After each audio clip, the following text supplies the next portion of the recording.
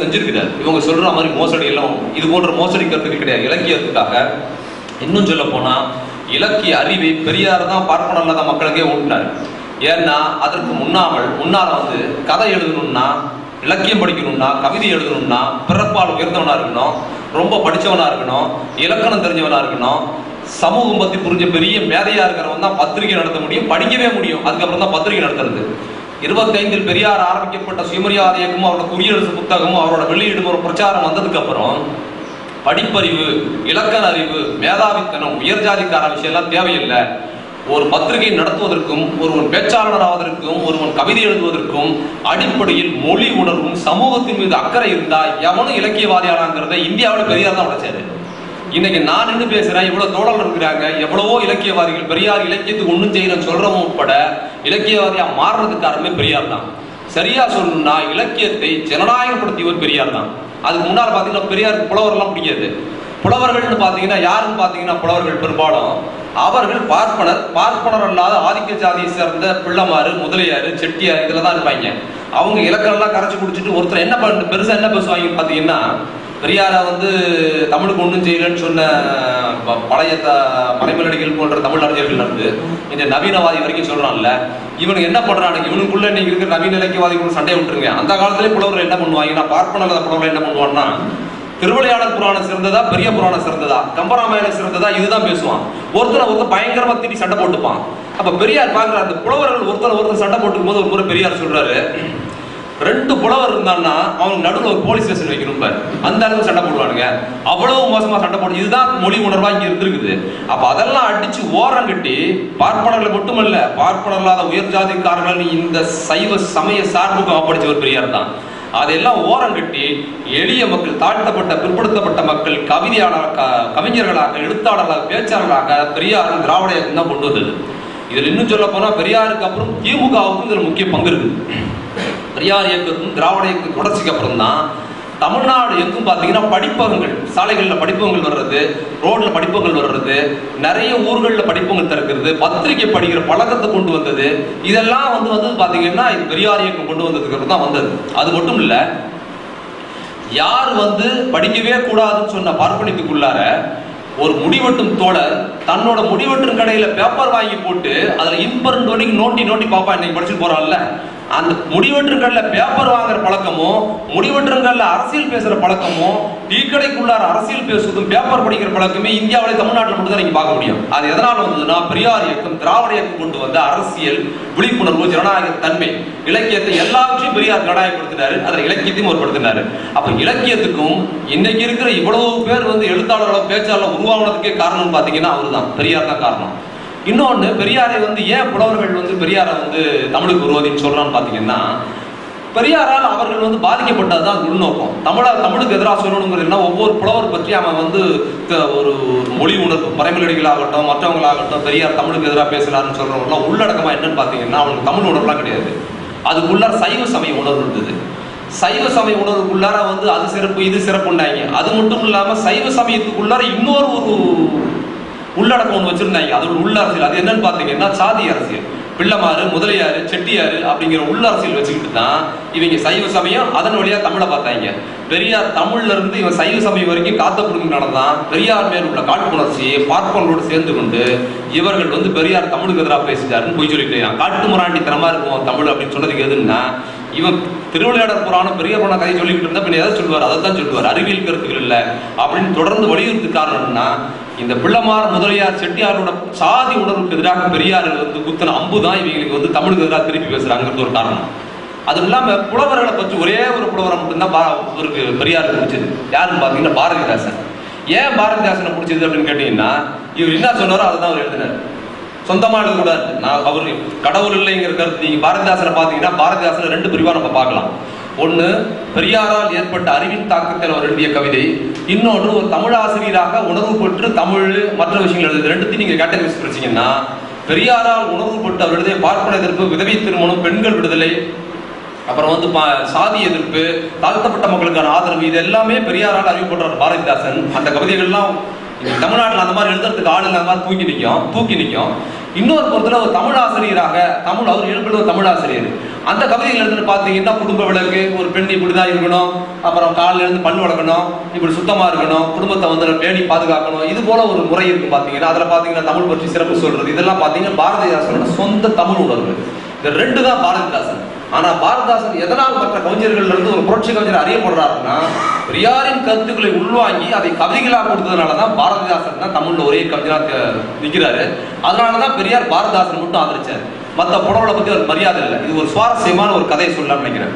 ஒரு முறை ஐயாவை பார்க்கறது, ஒரு புகழ்பெற்ற புலவர், சைவ சமயம் அதெல்லாம் கரைச்சி குடிச்சு ஒரு புலவர் போயிருக்காரு ஐயாவை பார்க்கறது திடல். அப்ப போகும்போது உள்ள இருந்து உதவியாளர் ஐயாட்ட சொல்லியிருக்கிறாங்க, ஐயா இந்த மாதிரி ஒரு புலவர் பேரை சொல்லி இவர் வந்திருக்கிறாரு, பெரிய புலவர் உங்களை பார்க்கறதுக்காக காத்திருக்கிறாரு அப்படின்னு சொல்லி. பெரிய புலவர் வந்திருக்கிறாரு, சரி வர சொல்லுங்க அப்படின்னு இருக்காரு ஐயா. ஐயா வர சொல்லுங்கன்னு சொன்னதுக்கு அப்புறம் உதவியாளர் அமைதியா நின்றாராம். ஏன் அமைதியா நிக்கிறீங்க, வர சொல்லுங்க, ஏன் அமைதியா நிக்கிறீங்க, அவர் வர சொல்லுங்க அப்படின்னாரு ஐயா. இல்லைங்க ஐயா அவரு கொஞ்சம் ஒரு மாதிரி கொஞ்சம் கிறுக்கு, அதுக்காக ஐயா தயங்குறேன் அப்படின்னாராம். அதே 2 முறை சொல்றீங்க, அதான் புலவர்னு சொல்லிட்டீங்க இல்ல, வர சொல்லுங்க அப்படின்னாராம்.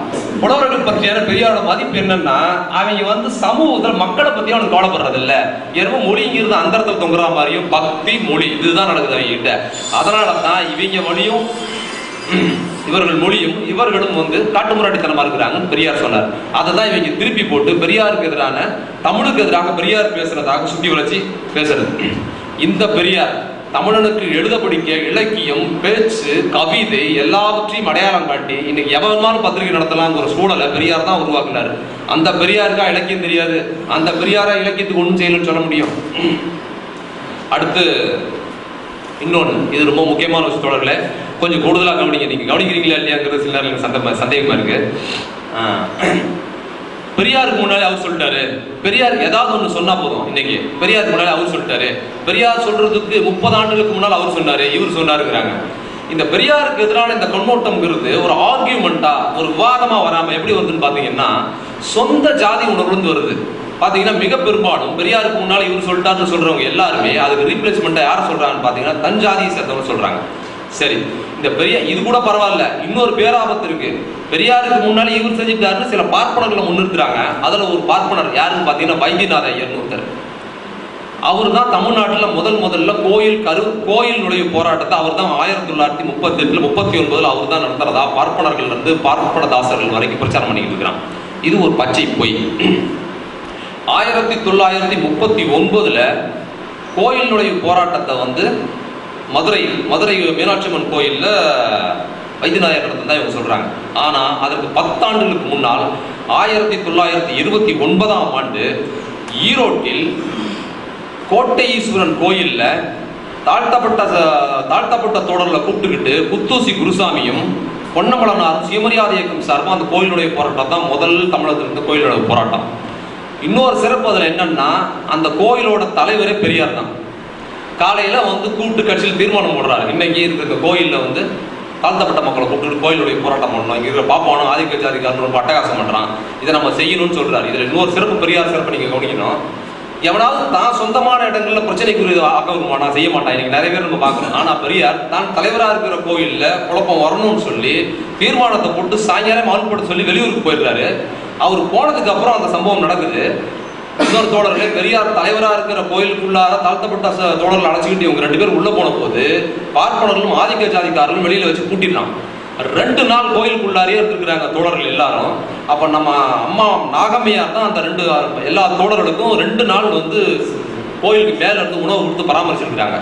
பிற்பாடு பெரியார் வந்ததுக்கு அப்புறம் தான் அவங்க வெளியே வர முடிஞ்சது. இது ஒண்ணு. சரி, நீங்க சொல்ற மாதிரி வைத்தியநாத ஐயர் தான் இந்த போராட்டத்தை முதல்ல நடத்தினாரு அப்படின்னு வச்சுப்போம். 39 நடந்த போராட்டம் தான் முதல் போராட்டம்னு வச்சுப்போம். ஒரு விஷயத்த சரின்னு ஒத்துக்கிறதுக்கு முன்னால அது குறித்தான சில கேள்விகளை கேட்டுட்டு தான் நம்ம செய்ய முடியும். 39 மதுரை மீனாட்சி அம்மன் கோயிலுக்குள்ளார தாழ்த்தப்பட்ட மக்களை கூப்பிட்டுக்கிட்டு வைத்தியநாதர் போனார்ல, அப்படி போறதுக்கு முதல் நாள் வரைக்கும் தாழ்த்தப்பட்ட மக்களுக்கு ஆதரவா அவர் என்ன பண்ணியிருக்காரு அப்படின்னு ஒரு கேள்வி. நீங்க பாத்தீங்கன்னா அது முதல் நாள் வரைக்கும் இல்ல, அது 1 மணி நேரம் வரைக்கும் கூட தாழ்த்தப்பட்ட மக்களுக்கு ஆதரவா எதுவுமே பண்ணதில்லை. ஒண்ணு. 2வது, கோயில் நுழைவு போராட்டத்தை நடத்தி முடித்ததுக்கு பிற்பாடு மறுநாள் அதுக்கப்புறம் தாழ்த்தப்பட்ட மக்கள் பிரச்சனைக்காக வேற என்ன பண்ணாருன்னு பாத்தீங்கன்னா அப்போது பண்ணது. அப்போ ஒரு மனிதன் சொல்லுகிற விஷயத்தில் நேர்மையா சரியா இருக்கிறானா அப்படின்னு நீங்க ஒருத்தர் சோதனை பண்ணி பார்க்கணும்னா ஒரு சம்பவத்தில் ஈடுபடும் போது அதற்கு முன்னும் பின்னும் அவன் என்ன செஞ்சிருக்கிறான் உரசி பார்த்தா ஒருத்தன் நல்லவனா கேட்டான்னு பார்க்க முடியும். இந்த வைத்தியநாதையரோட நோக்கம் தாழ்த்தப்பட்ட மக்களை கோயில்களுக்குள்ள கூட்டு போய் அவங்கள அவங்க மேல் உள்ள ஜாதி தீண்டாமை ஒழிக்கணுங்கிறதுலாம் கிடையாது. பெரியாருக்கு எதிராக காங்கிரசின் கைக்கூலியாக இருந்து பெரியார் தாழ்த்தப்பட்ட மக்களுக்கு ஆதரவாக கோயில் நுழைவு போராட்டம் அவரோட இடஒதுக்கீடுன்னு சொல்லி தொடர்ந்து பிரச்சாரம் பண்ணும்போது இந்து மதத்துக்கும் பார்ப்பனர்களுக்கும் காங்கிரஸுக்கும் ராஜாஜிக்கும் சத்தியமூர்த்திக்கும் நெருக்கடி ஏற்படுது. அப்ப ராஜாஜியின் கைப்பாவையாக இருந்துகிட்டு தான் இந்த வைத்தியநாத ஐயர் இந்த கோயில் கருவறை போராட்டம் நடத்துறாரு. சரி, இன்னும் நெருக்கி அந்த பிரச்சனை பார்ப்போம். இன்னைக்கு கூட ஒரு கோயில் கருவறை போராட்டம் அறிவிச்சா அரசுல இருந்து பார்ப்பனர் வரைக்கும் எவ்வளவு எதிர்ப்பு தெரிவிக்கிறான். ஸ்ரீரங்கத்துல அந்த தோழர்கள் போன போது கோயிலுடைய போராட்டத்துக்கு போன போது உள்ள போனவர்கள் பிடிச்சி அடிச்சாங்க. அதே மாதிரி பெரியார் சுயமரியாதை இயக்கத்தில் 29 நடத்துற போது உள்ள போன தோழர்களை உள்ள வச்சு பூட்டிட்டான். இதுல இன்னொரு சிறப்பு, பெரியார் தலைவராக இருந்த கோயில்ல அவங்க கட்சி சேர்ந்தவங்க போன போதே கோயிலை வச்சு பூட்டிட்டான் அந்த சின்ன கோயில்ல. இன்னைக்கு ஒரு கருவறை நுழைய போட்ட கோயில் நுழைய போராட்டம்னாலும் அரசு ஊடகங்கள் எல்லாமே பயங்கரமா ஃபயரா நிக்கிறான் மண்டையை உடைக்கிறதுக்கு. ஆனால் கோட்டை ஈஸ்வரன் கோயில் மாதிரி சாதாரண கோயில் இல்ல, ஐயர் தாழ்த்தப்பட்ட மதுரை மீனாட்சி அம்மன் கோயில், அது ஒரு ஐகான் தென் மாவட்டத்தில் இருக்கிற இந்து கோயில்களுக்கு. அந்த கோயில் உள்ளார தாழ்த்தப்பட்ட மக்களை கூப்பிட்டுக்கிட்டு ஐயர் போயிருக்கிறாரு. ஒரு சின்ன எதிர்ப்பு கூட இல்லை. ஏன் வரல? இந்த கேள்விகளை நம்ம கேட்கணும். அப்ப இது ஒரு திட்டமிட்ட நாடகம்.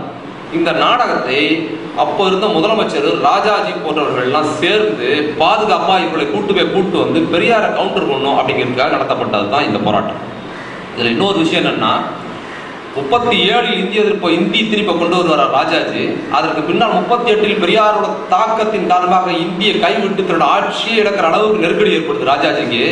அந்த ஆத்திரத்தை எல்லாம் தீர்த்ததுக்காக தான் வைத்தியநாதையரை வச்சுக்கிட்டு இது ஒரு கோயில் நுழைவு போராட்டம், இது போன்ற நாடகங்களை பெரியாருக்கு எதிராக செய்ததெல்லாம் உண்மையில் தாழ்த்தப்பட்ட மக்களுக்கு ஆதரவானது கிடையாது. சரி, யார் இந்த வைத்தியநாத ஐயர்? இவன் எப்படிப்பட்டவன் அப்படின்னு பார்ப்போம். 1948 அதாவது தீகாவிலிருந்து திமுக காரர்கள் பிரிந்து போவதற்கு முன்னால ஒரு சம்பவம் நடந்திருக்கு. மதுரையில் ஒரு மாநாடு, திராவிடர் கழக மாநாடு, ஐயா எல்லாம் கலந்துக்கிறாங்க. அப்போ முதல் நாள் தோழர்கள் இந்த மாதிரி நிகழ்ச்சி மாநாடு நடக்குதுன்னா எல்லா தோழர்களும் முதல் நாளே போயிடுவாங்க வேலைகள் பார்க்குறது, ஏற்பாடுகள்லாம் பார்க்கறதுக்கு. அப்போ மாநாடு ஏற்பாடுகளில் யார் கட்சியிலிருந்து முக்கியமாக பார்த்தாங்கன்னு பார்த்தீங்கன்னா, தீகாவில் இருக்கும்போது காஞ்சி கல்யாண சுந்தரமும் ராம அரங்கண்டன், பின்னால் திமுக இருந்து அப்புறம் பாலச்சந்திர வச்சு பாப்பான வச்சு படம்லாம் எடுத்தார்ல அந்த ராம அரங்கண்டன் அப்போ கட்சியில் இருக்குது. இவங்க 2 பேர் தான் மாநாட்டு பொறுப்பாளர். அப்போ மாநாட்டு பொறுப்பு வேலையெல்லாம் பார்த்துக்கிட்டு இருக்குது. மாநாட்டுக்கு எம்.ஆர். ராதா வந்திருக்கிறார்.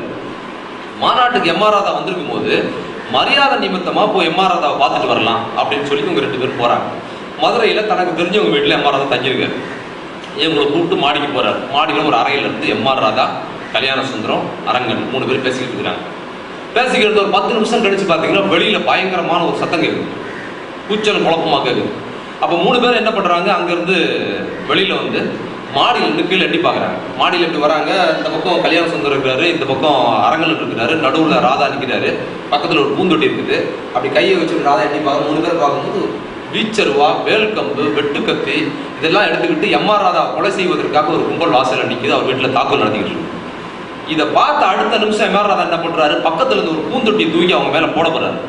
அப்ப பக்கத்துல அரங்கண்டலும் கல்யாண சுந்தரம் குடிச்சிருக்கு. ஐயோ இதெல்லாம் போட்டீங்கன்னா அவனா செத்துருவான், பிரச்சனை பெருசாயிரம் இருக்கும்போது ராதா சொல்றாரு, முடியா எவனாவது 2 பேர் செத்தாதான் மீதி பேர்லாம் ஓடுவான், போட ஓடுங்கிறாரு.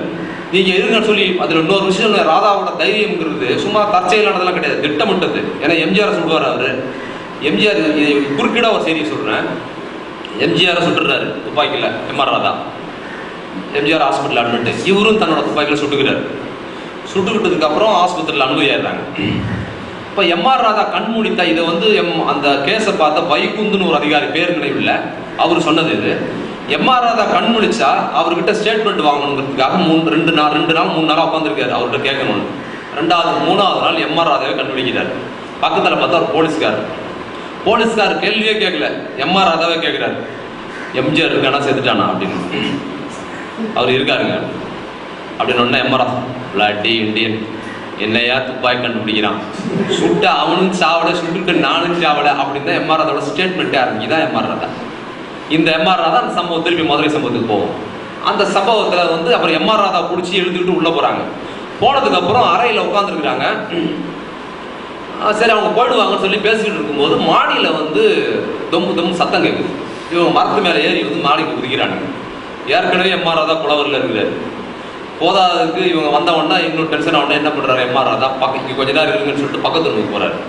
போயிட்டு திரும்பி வரும்போது கையில் ஒரு வீச்சர்வா, ஒரு துப்பாக்கி, ஒரு உருட்டுக்கட்டை 3ஓட வர்றாரு. வந்து என்ன பண்ணுறாரு, உருட்டுக்கட்டை கல்யாண சுந்தர் கையில் கொடுக்குறாரு. நீ இதை பிடிச்சிட்டு நீ வந்து கதவுக்கு பக்கத்தில் நில்லு அப்படிங்கிறாரு. அப்புறம் பெரிய வீச்சர் வந்து அரங்கன்கிட்ட கொடுக்குறாரு. நீ இதை எடுத்துட்டு இந்த பக்கம் நில்லு, நான் இந்த இடத்துல நிற்கிறேன், இப்போ நீ கதவை திறந்தீங்கன்னா முதல்ல ஒருத்தன் வருவான்ல, முதல்ல அவனை நீ உருட்டுக்கட்டை இல்லாட்டி நீ அவனை உருட்டுக்கட்டையில் அடிக்கும் போது இன்னொருத்தன் ஓடியா இருவான். நீண்டா போடுற அவனை வெட்டு ஒரு ஆள் வெட்டு, நீ அவனை வெட்டிக்கிட்டு இருக்கும்போது உன்ன வருவான்ல அவனை நான் துப்பாக்கியில் சொல்கிறேன் அப்படின்னு சீட் ரெடி பண்ணுறாரு எம்ஆர் ராதா. ராம அரங்கண்ணல் எழுதுறாரு. இதை நான் கத்தியை கையில் வாங்கிட்டு என் கையெல்லாம் நடுங்குது, நான் ஒரு சைவ குடும்பத்தை சேர்ந்தவன், கறி கூட சாப்பிட்டது கிடையாது, என் கையில் கத்தியை கொடுத்துட்டு வெட்டுங்கிறாரு அப்படின்னு சொல்லி அவர் நடுக்கத்தோடு நிற்கும் போது அதுக்குள்ள அந்த வீட்டில் அந்த அம்மா வந்து இது பிரச்சனை பெருசாகிடுன்னு சொல்லி இவங்க 3 ராதாவை இவங்க எல்லாம் சேர்ந்து, அதாவது எம்ஆர் ராதாவை கொலை பண்ண வந்தவங்க கிட்ட இருந்து எம்ஆர் ராதா கிட்ட இருந்து அவங்கள காப்பாற்றுறாங்க. இவங்க காப்பாற்றி கொண்டு ரூமில் போட்டு வச்சுட்டு போகிறாங்க. அதுக்கப்புறம் இந்த தோழர்கள் 2 பேர் கருப்பு சட்டையை கழட்டி அல்கல்ல வச்சுக்கிட்டு மதுரை வீதிகளில் இறங்கி ஓடுறாங்க. தோழர்களே, இது போன்ற சம்பவம் வரலாற்றில் எவ்வளவு ஈழத்தனமாக பார்ப்பனர்களும் அந்த கைகூலியில் செய்வாங்கிறதுக்கு மதுரையில் ரோட்டில் போகிற கருப்பு சட்டை பார்த்தவங்களா விரட்டி அடிக்கிறாங்க. கருப்பு புடவை அடித்த தாய்மாரோட ஜாக்கெட்டை புடவையெல்லாம் ரோட்டில் விட்டு கடிச்சிருக்கிறாங்க. இவ்வளவு கொடுமையை நடக்குது. அப்போ இவங்க 2 பேரும் என்ன பண்ணுறாங்க, ஐயோ இங்கேயும் போடுற ஐயா வீட்டில் ஐயா இருக்கிறாரு, ஐயாவுக்கு என்ன பாதுகாப்பு இருக்குது, ஐயா உயிருக்கு என்ன ஆச்சுன்னு நினச்சி பயந்து ஓடும்போது வரலாற்றில் சில விஷயங்கள் நமக்கு வந்து ஆச்சரியமாகவும் வேடிக்கையாகவும் கூட இருக்குது. அப்போ போகும்போது ஐயா வீட்டு முன்னால இதே ஒரு கும்பல் வந்து தாக்குதல் நடத்துது. அங்கிருந்த நம்ம தோழர்கள் அவங்களோட வந்து கொம்பு சண்டை போட்டு அவங்க கொண்டு வந்து ஆயுதங்களை பிடிங்கி அவங்களை அடிச்சுக்கிட்டு இருக்கிறாங்க. இதில் வந்து நம்ப முடியாத ஒரு சம்பவம் நடக்குது. அப்படி வந்தவங்களோட கொம்பு சண்டை போகிறதுல ஒரு ஆள் நெடுஞ்சலையே. இதெல்லாம் வரலாற்றில் வேடிக்கையாக இருக்குது. அதுக்கப்புறம் வந்தவங்கள்ட்ட சைக்கிள் எல்லாம் பிடிங்கி கிணத்துல போட்டு அங்கே ஓட விட்டு அதுக்கப்புறம் பெரியாரை காப்பாற்றுறாங்க. தோழர்களை எப்படி தப்பி மதுரையிலிருந்து எப்படி தோழர்கள் தப்பி போகிறதுன்னு தெரியாமல் திக்குமுக்காடுறாங்க. அப்போ வந்து போக்குவரத்து தனியார் போக்குவரத்து, அரசு போக்குவரத்து கிடையாது. இப்போ எங்கே போகிறது, எப்படி போனாலும் கொண்டு வாங்கி கொடுத்துறது, எங்கெங்கேயோ சுற்றி நார்கோயிலாம் போய் எப்படியோ தோழர்கள் தப்பி வந்திருக்கிறாங்க. இப்படி பெரியார் மேலும் பெரியார் இயக்கத்தின் மீதும் கொலைவெறி தாக்குதல் நடத்துறது யாருன்னு பார்த்தீங்கன்னா இந்த வைத்தியநாத ஐயர் தான் இதை செஞ்சிருக்கிறாங்க. இந்த ஆள் தான் கோயில் நுழைவு போராட்டத்தில் தாழ்த்தப்பட்ட மக்களை கூட்டு போனதுக்காக முன்மாதிரியாக நீ சொல்கிறாங்கல்ல பச்சை பொய். பெரியார் மேலே ஏன் அவன் கொலைவெறி தாக்குதல் நடத்தினான்னு சொன்னால், பெரியார் தொடர்ந்து பார்ப்பன எதிர்ப்பு, இந்து மத எதிர்ப்பு, இந்து சமூகத்தில் வந்து தாழ்த்தப்பட்ட மக்கள் அவமானம் நடத்தப்படுறாங்கிறத பெரியார் தொடர்ந்து பேசுனதாலவே இவன் இந்த கொலைவெறி தாக்குதல் வைத்தியநாதர் நடத்தினார். அப்போ கேட்டுங்க, அப்போ தாழ்த்தப்பட்ட மக்களுக்கு ஆதரவாக தொடர்ந்து போராடிய பெரியார் வந்து தலித் விரோதியா இல்லை வந்து வைத்தியநாதர் தலித் விரோதியா, யார் தலித் ஆதரவாளர் அப்படிங்கிறத நீங்கள் தான் முடிவு பண்ணணும்.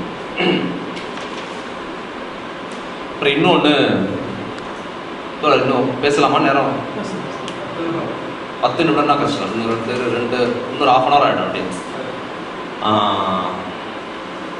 இன்னொரு விஷயம், பெண் விடுதலை கருத்துக்கள் குறித்து பெரியாரோட உயர்வா சுதந்திர கருத்துக்கள் உலகத்தில் யாரும் பேசுறதே கிடையாது. எவ்வளவு எக்ஸ்ட்ரீமா போய் பெண்களே வந்து ஐயோ இப்படியெல்லாம் முடியுமா அப்படிங்கிற அளவுக்கு பெரியார் தான் பேசியிருக்கிறார். இதுல இன்னொரு சிறப்பு சொல்லணும், இந்தியாவிலேயே சுயமரியாதை திருமணம் ஒரு திருமணத்தை பெரியார் கொண்டாடுறாரு.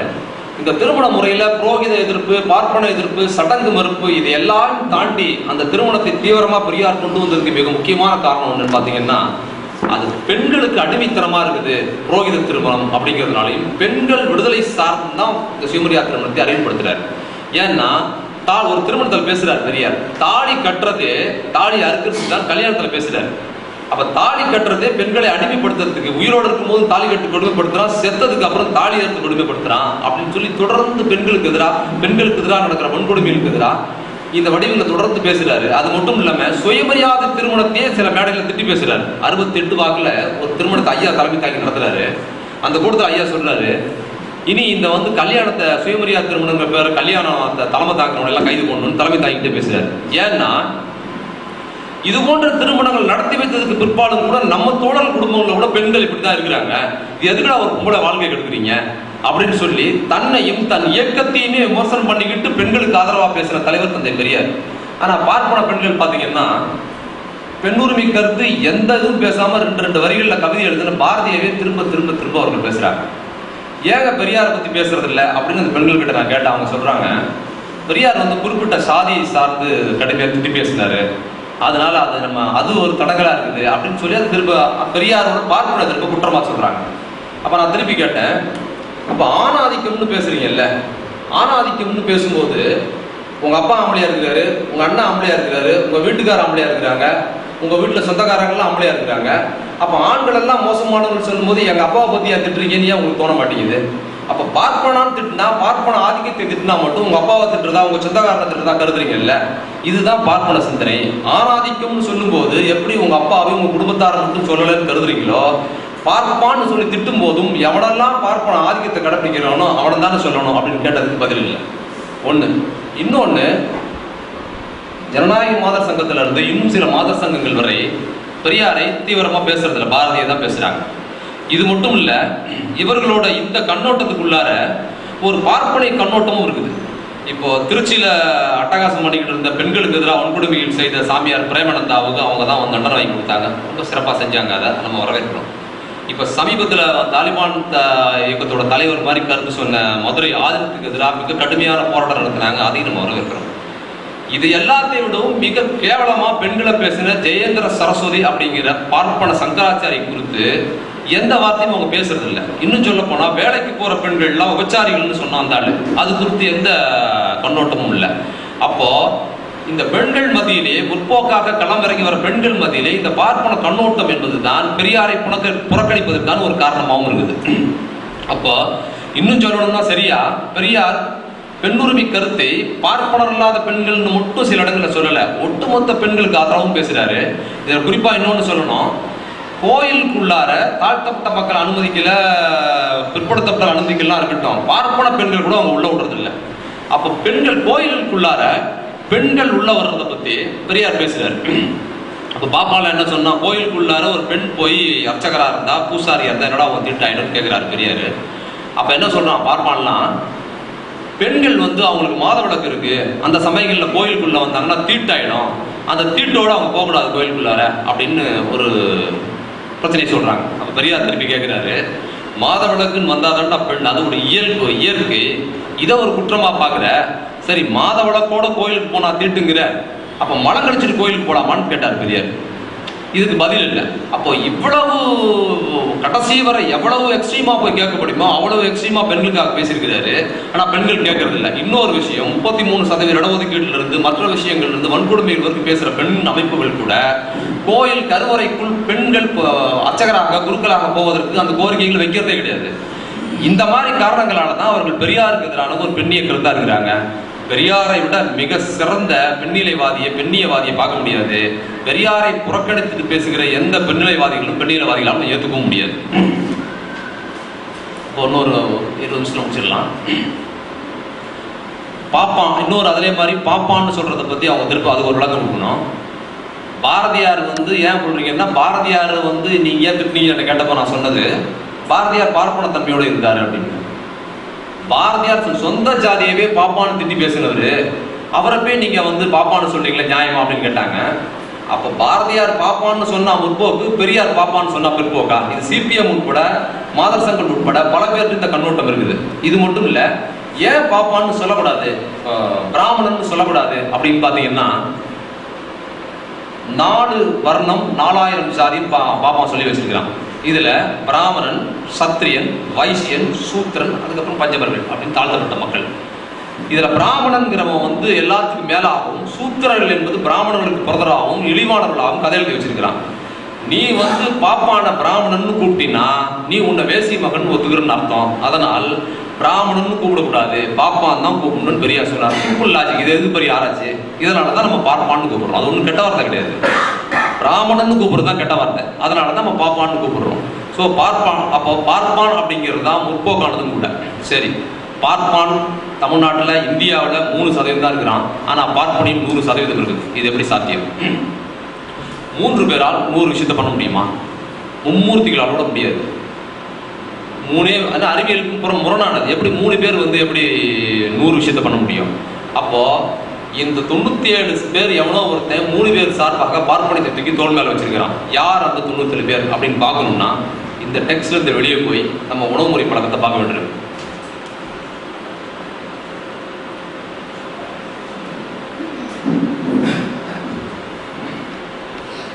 இந்தியா முழுக்க உலகம் முழுக்க 2 உணவுமுறை பழக்கம் தான் இருக்கு. சைவம் அசைவம், 2 உணவு பழக்கம் தான். சைவம் சாப்பிட்ற உயர்ந்த ஜாதியாவோ அசைவம் சாப்பிட்ற தாழ்ந்த ஜாதியாவோ எந்த நாட்டிலும் கிடையாது. இன்னும் சொல்ல போனா ஒரு குடும்பத்துக்குள்ளே ஒருத்தன் சைவம் சாப்பிடுவான், இன்னொருத்தன் அசைவம் சாப்பிடுவான். இதுல சைவம் சாப்பிட்றவன் வந்து ரொம்ப தலையில பிறந்தவன் காலில் பிறந்தவன் அந்த கண்ணூட்டால எதுவும் கிடையாது. இன்னொன்னு அசைவம்னு சொன்னா உலகம் முழுக்க மாடு ஆடு கோழி எல்லாமே அசைவ உணவுமுறை தான். உலகம் முழுக்க 2 உணவுமுறை பழக்கம் இருக்கு, வெஜிடேரியன் நான் வெஜிடேரியன். ஆனா இந்தியாவில் எத்தனை உணவுமுறை பழக்கம் இருக்குன்னு தெரியுமா? 3 உணவுமுறை பழக்கம் இருக்கு. சைவம் அசைவம், அசைவத்துக்குள்ளார உட்பிரிவு மாட்டுக்கறி சாப்பிட்றது. இந்த மோசடி உலகத்துல எங்கேயுமே கிடையாது. இப்ப சைவம் சாப்பிட்றவங்க ஒரு பிரிவு, அசைவம் சாப்பிட்றதுல ஆடு கோழி மீன் சாப்பிட்றவங்க ஒரு பிரிவு, அதுக்குள்ளார உட்பிரிவு மாட்டுக்கறி சாப்பிட்றது. இந்த மோசடி ஏன் நடந்திருக்குது அப்படின்னு நீங்க தெரிஞ்சுக்கணும். ஏன்னா உலகம் முழுக்க அசைவம்னு சொன்னா பிரதான உணவுன்னு பாத்தீங்கன்னா மாட்டுக்கறி தான். அது ஐரோப்பாவாக இருந்தாலும் சரி, ஆப்பிரிக்காவில் இருந்தாலும் சரி, அரேபியாவாக இருந்தாலும் சரி, எந்த நாடா இருந்தாலும் முதல்ல மாடு, அதுக்கப்புறம் தான் மற்றது. ஆனா இந்தியாவில் மாடு என்பது ஒரு ரகசிய உணர்வாகவும் ஒரு குற்ற உணவாகவும் மாற்றப்பட்டிருக்குல்ல. இதுக்கான காரணம் என்ன?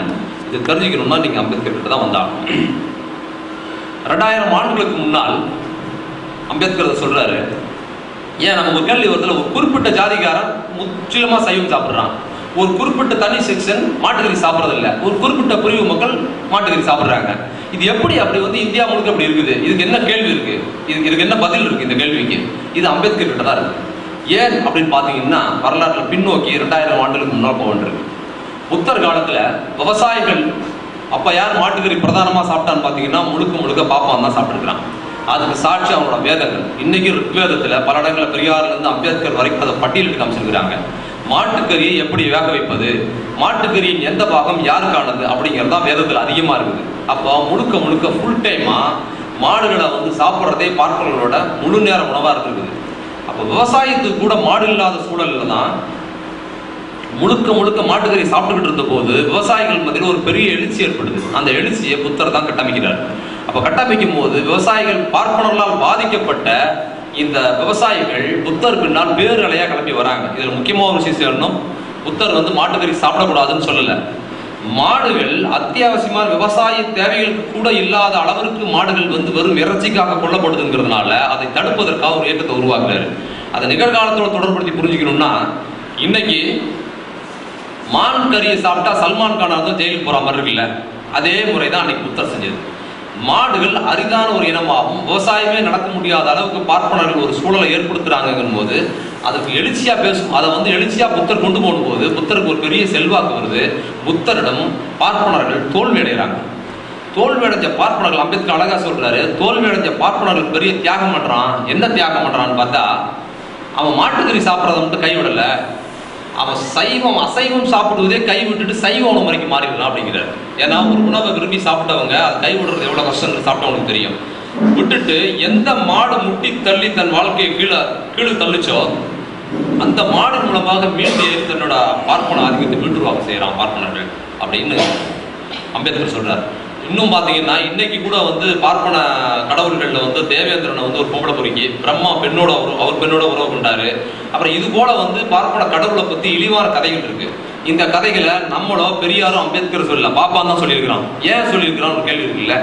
ஏன் சொல்லியிருக்கிறான்னா, வேதகாலம் உட்பட அவ்வளவு காலங்கள்ல வந்து வீச்சார்ந்த இந்திரன் பிரம்மா இந்த கடவுள்களை வணங்கிக்கிட்டு இருந்த பார்ப்பனர்கள் புத்தரின் பேரெழுச்சியால் நிலை குலைந்து அவர்கள் வந்து முற்றிலுமா வீழ்த்தப்படும் போது இனிமே அதை வச்சுக்கிட்டு வண்டி ஓட முடியாது, வச்சா காருக்கு போவாங்க எல்லாரும். அதனால் தான் அது வரைக்கும் உயர்வாக மதிச்சு போற்றிக்கிட்டு வந்த கடவுளை குறித்து இழிவான கருத்துக்களை அவனே எழுதி அதை கைவிடுவதற்கான காரணத்தை கொண்டு வரான். அதனால தான் இன்னைக்கு பிரம்மாவுக்கு கோயில் கிடையாது, இந்திரனுக்கு கோயில் கிடையாது.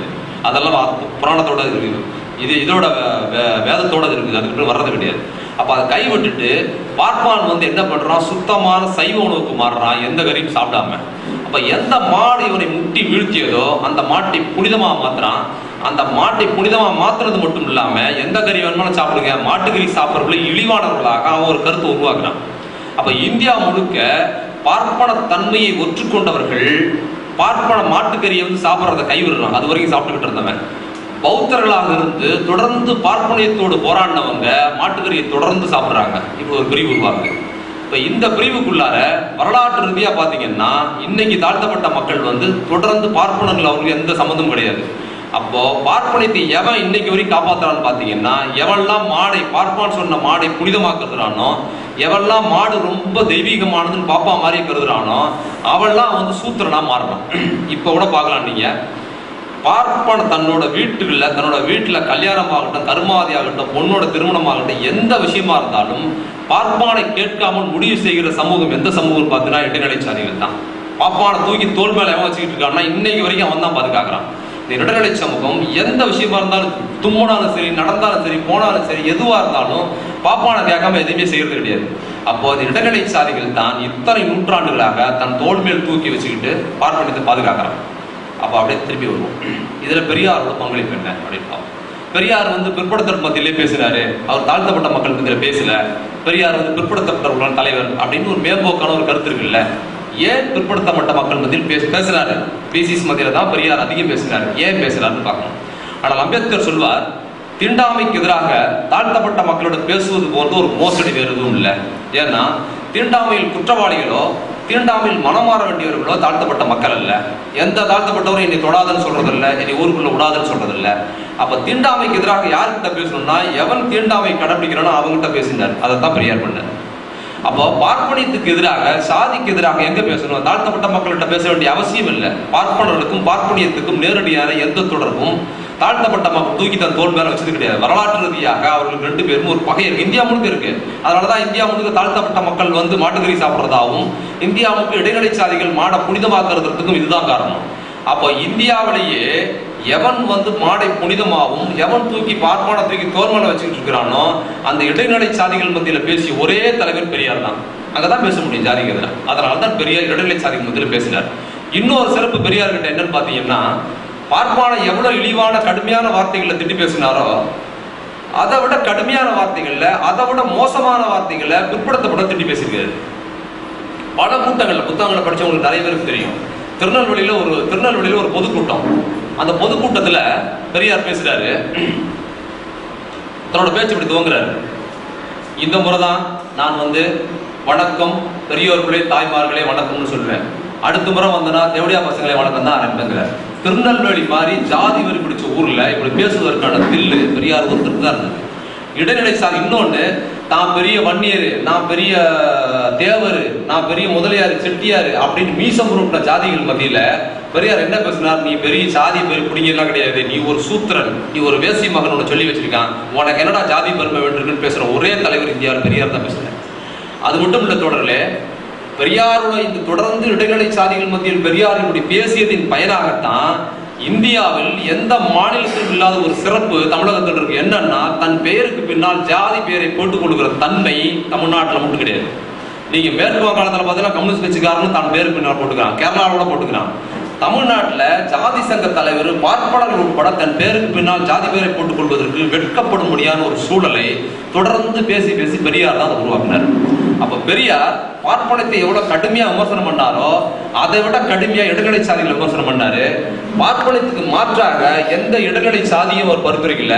பார்ப்பனத்துக்கு மாற்றாக சாதி ஒழிப்பை தான் பெரியார் பரிந்துரை பண்ணாரு. இதுதான் பெரியாரோட அரசியல். அப்ப பெரியாரோட இடைநிலை சாதிகள் மத்தியில, பிற்படுத்தப்பட்ட மத்தியில் பெரியார் ஏன் பேசினாரு, என்ன பேசினாருன்னு தெரிஞ்சுக்கிட்டாதான் பெரியார் தலித் ஆதரவாளரா தலித் எதிராளராங்கிறத புரிஞ்சுக்க முடியும். இதை வந்து தொடர்ந்து இன்னைக்கு சொல்றேன். ஏன் ஒரு குறிப்பிட்ட ஜாதிகள் மத்தியில பெரியார் இயக்கம் வந்து நீங்க செல்வாக சொல்ல முடியாது?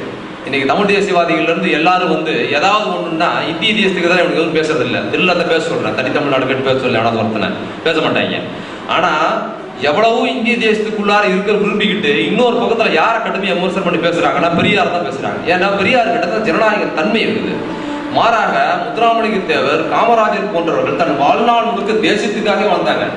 தேசியம் தெய்வீகம் இரண்டு கண்கள் முத்துராமலிங்க தேவர். காமராஜர் அதற்காகவே கடைசி வரைக்கும் உயிர் மூச்சோட வாழ்ந்தாரு. பெரியாரை தமிழ் தேசத்துக்கு எதிரான சித்தரிக்கிறவங்க யாரும் ஏன் அவங்க ரெண்டு பேரை பத்தி எதுவுமே பேசுறது இல்லை, விமர்சனம் பண்ணி பேசுறது இல்லைங்கிறது பத்தி இல்ல, அவங்கள ஆதரிக்கும் செய்யறாங்க. ஏன்னா அவர்களுக்கு பின்னால் ஒரு ஜாதி ஐகான் இருக்கு. இந்த வடிவில் ஒரு படத்துல சொல்லுவாங்கல்ல, திருநெல்வேலி பட்டு போதா வாயிலே விட்டுவாங்கன்னு, அது மாதிரி அந்த சாதியை சேர்ந்தவர்களை பத்தி முத்துராமலிங்க தேவரையும் நாடாரை பத்தி பேசினா, காமராஜரை பத்தி பேசினா எதிர்ப்பு கடுமையா வரும். அப்படிங்கிறது மட்டும் இல்ல, தன் கூட இருக்கிற அந்த ஜாதியை சேர்ந்தவர்கள் தனியை விட்டு போயிடுவாங்கிறது முக்கிய காரணமா இருக்கு. அதே போல் ஏன் அம்பேத்கர் பற்றி அதிகமா பேசுறது இல்லை, ஏன் சாதிக்கு எதிராக பேசுறது இல்லைன்னு பாத்தீங்கன்னா, சாதிக்கு எதிராக பேசுவதனாலும், அம்பேத்கர் தீவிரமா பேசுவதனாலும், இடைநிலை சாதிகள் விமர்சனம் பண்ணி பேசுறதுனாலையும், தாழ்த்தப்பட்ட மக்களுக்கு ஆதரவா பேசுறதுனாலையும் அந்த சாதியை சேர்ந்து நம்ம கிட்ட வரப்போறது இல்ல. இன்னைக்கு தலித் இயக்கங்கள் வந்ததுக்கு அப்புறம் ஒரு பறையர் சமுதாயத்தை சேர்ந்தவர்கள் தான் விடுதலை சிறுத்தைகளும், பண்டர் சமுதாயத்தை சேர்ந்தவர்கள் தான் கிருஷ்ணசாமிக்கு தான் ஆதரவு தெரிவிக்கிறாங்க. அதனால அதை பேசுறது நமக்கு பிரயோஜனம் இல்லை, நமக்கு செல்வாக்கு வராது அப்படின்னு இடைநிலை சாதியா இருக்கிற தமிழ் தேசியவாதிகள் விரும்புறாங்க. அது மட்டும் இல்ல, அதை ஆதரித்து பேசுவதனாலோ அல்லது இந்த சாதி வன்முறைகளை கண்டித்து பேசுவதனாலோ தான் கூட இருக்கிற அந்த ஜாதியை சேர்ந்து ஓடி போயிடுவான் அப்படிங்கிறதுனால பேசுறது இல்லை. ஆனால் பெரியார் கிட்ட இந்த மாதிரி ஐயோக்கெல்லாம் கிடையாது. எது உண்மையோ எது நியாயமோ அதை தொடர்ந்து பேசினாரு. அதனால்தான் எந்த ஒரு குறிப்பிட்ட ஜாதிகளுக்குள்ளாரும் பெரியார் தேங்கி நிற்கவே இல்லை. மாறாக பல இடங்கள்ல பெரியார் இயக்கம் வந்து ஒரு குறிப்பிட்ட சமூகத்துக்குள்ளார் செல்வாக்கு பெறாம போனது காரணம் என்னன்னா, எந்த இடைநிலை சாதிகள் வந்து பெரியார் செல்வம் கிடையாது. இந்த மாதிரி சாதி உணர்வற்ற, மத உணர்வற்ற பகுத்தறிவாளர்கள் மத்தியில் அந்தந்த சமூகத்தில் இருக்கிற வெளியே வந்தவங்க தான் பெரியார் ஆதரிக்கிறாங்க. தவிர பெரியார் ஒரு அவர் சார்ந்த ஜாதியில் இருக்கவங்க கூட அவர் ஆதரிக்க முடியாது. அதுதான் பெரியாரோட அறிவு, அதோட நேர்மை. அந்த பெரியாரை தான் இவங்க வந்து திரும்பி திரும்பி பேசுறாங்க. பெரியார் பார்ப்பனத்தை எதிர்த்தார், அதற்கு மாற்றாக இடைநிலை சாதிகளை அவர் பரிந்துரைக்கல, அதுக்கு மாற்றாக சாதி ஒழிப்பு அப்படிங்கிறதான் பெரியார் பரிந்துரை பண்ணார். இன்னொரு விஷயம் கடைசியாக இன்னொன்று சொல்லி முடிச்சிருக்கேன். பெரியாரியம்னா என்ன அப்படின்னு ஒரு குழப்பம் இருக்கு நம்மளுக்கு மத்தியில். பெரியார்னா அதை சொன்னார், இதை சொன்னார். பெரியாரியம்ங்கிறது என்னன்னு பார்த்தீங்கன்னா, 1900 இன்னைக்கு ஒரு சிறப்பான நாள். இன்னைக்கு என்ன சிறப்பான நாளுன்னா, 1929ஆம் ஆண்டு பிப்ரவரி மாதம் 17, 18ஆம் ஆண்டு இந்தியாவிலே இது வரைக்கும் அப்படி சிறப்பான சுயமரியாதை மாநாடு முதல்ல செங்கல்பட்டுல பக்கத்தில் தான் நடந்தது. அந்த மாநாடு 17, 18 2 நாள் நடந்தது. அந்த மாநாட்டில் போட்ட தீர்மானங்கள் இருக்குல்ல, இன்னைக்கு வரைக்கும் இந்தியாவில் அப்படி ஒரு மாநாடும் அப்படி ஒரு சிறப்பான தீர்மானங்களும் எந்த அமைப்பு புரட்சிகர அமைப்புகளும் அப்படி வந்தது கிடையாது. 29ல் தாழ்த்தப்பட்ட மக்களுக்கு ஆதரவாக, பெண்களுக்கு ஆதரவாக மாநாட்டுக்கு அழைப்பு கொடுக்கிறார் பெரியார். யாருக்கு அழைப்பு கொடுக்கிறாரு? பெண்கள், விதவைகள், தங்களை விபச்சாரிகளாக நடித்துக் கொண்டிருக்கிற பெண்கள் எல்லாரும் இந்த மாநாட்டுக்கு வரணும்னு கூப்பிடுறாரு. இப்படி எவன் கூப்பிடுவான்? 29ல் தாழ்த்தப்பட்ட மக்களுக்கு ஆதரவான ஒரு தீர்மானங்கள் இதெல்லாம் வருது. அப்ப நீதி கட்சிக்காரர்கள் தான் அதுக்கு பெருமளவில் பங்களிப்பு கொடுக்குறாங்க, நிதி கொடுக்குறாங்க. அதுல முக்கியமான ஒரு தீர்மானம் கொண்டு வந்தார் பெரியார். என்ன தீர்மானம்னா, இனி யாரும் தன் பெயருக்கு பின்னால் கட்சியில் இருக்கிற யாரும் ஜாதி பெயரை போட்டுக்கொள்ள கூடாது அப்படின்னு தீர்மானத்தை கொண்டு வர்றாரு. அந்த தீர்மானத்தை கொண்டு வரும்போது பெரியார் கட்சிக்குள்ள கடுமையான வெறுப்பு. அந்த மாநாட்டுக்கு பொருளாதார சண்முகம் செட்டியார் இருக்கிறார், பெரியார் நெருங்கிய நண்பர். அவர் தான் பெரிய பணம் கொடுக்குறாரு. அப்ப சண்முகம் செட்டியார் கடுமையா எதிர்க்கிறார். இதை நான் ஒத்துக்க மாட்டேங்கிறாரு. பெரியார் சொல்றாரு, போயா குடுகாட்டி அப்படின்னு சொல்லிட்டு அந்த தீர்மானத்தை நிறைவேற்றுறாரு. தொடரில் 1929 பிப்ரவரி 17, 18ஆம் தேதி செங்கல்பட்டு சுயமரியாதை மாநாட்டில் பெரியார் என்ன தீர்மானங்களை போட்டாரோ அந்த தீர்மானங்களை